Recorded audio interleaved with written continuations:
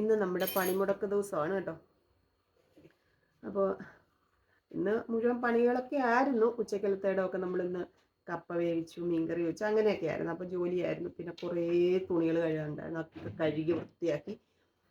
പണിമുടക്കാണ്, rest എടുക്കാമെന്ന് വിചാരിച്ചിട്ട് കാര്യമില്ല. 3 മണിയായി ചോറുണ്ട്. അപ്പം പിന്നെ ഒന്ന് കിടന്നു. എന്നിട്ട് ഇപ്പം എഴുന്നേറ്റ് വന്നതാണ്. അപ്പോൾ നമ്മൾ ഈ വിശപ്പോ ദാഹമൊക്കെ ഉള്ള സമയത്ത് ഈ ഫുഡ് വ്ളോഗ്സ് ഒക്കെ കണ്ടു കഴിയുമ്പോൾ നമുക്ക് ചില ഫുഡ് ഐറ്റംസ് ഒക്കെ കഴിക്കണം എന്ന് ഭയങ്കര ആഗ്രഹം തോന്നത്തില്ലേ? അങ്ങനെ എനിക്ക് തോന്നും. പിന്നെ നമ്മൾ നമ്മുടെ ഒരു ഇതൂടെ നോക്കും, നമുക്ക് പറ്റുമോ എന്നുള്ളതും കൂടെ. അപ്പോൾ അങ്ങനെ കുറച്ച് ദിവസമായിട്ട് എൻ്റെ മനസ്സിൽ കിടക്കുന്ന ഒരു വീഡിയോ ആണ് ഇന്ന് ഞാൻ ട്രൈ ചെയ്യാൻ പോവാൻ. വലിയ പ്രത്യേകതകളൊന്നുമില്ല, പക്ഷേ കുറച്ച് ദിവസം കൊണ്ട് കഴിക്കണം എന്ന് തോന്നുന്ന ഒരു സാധനം. അപ്പോൾ അത് കഴിക്കാൻ പോവാണ്. വേറൊന്നുമല്ല, ഇതാണ് എന്നെ കുറച്ച് ദിവസം കൊണ്ട് കൊതിപ്പിച്ചുകൊണ്ടിരിക്കുന്നത്. മുന്തിരിങ്ങ മേടിച്ചിട്ടുണ്ട്. 2 കളറിലേതും അങ്ങ് മേടിച്ചു. അപ്പോൾ നിങ്ങൾ ഇതിൻ്റെ വീഡിയോ ഒക്കെ കണ്ടിട്ടുണ്ടാവും. ആരെങ്കിലുമൊക്കെ ഇത് ട്രൈ ചെയ്തിട്ടും ഉണ്ടായിരിക്കും.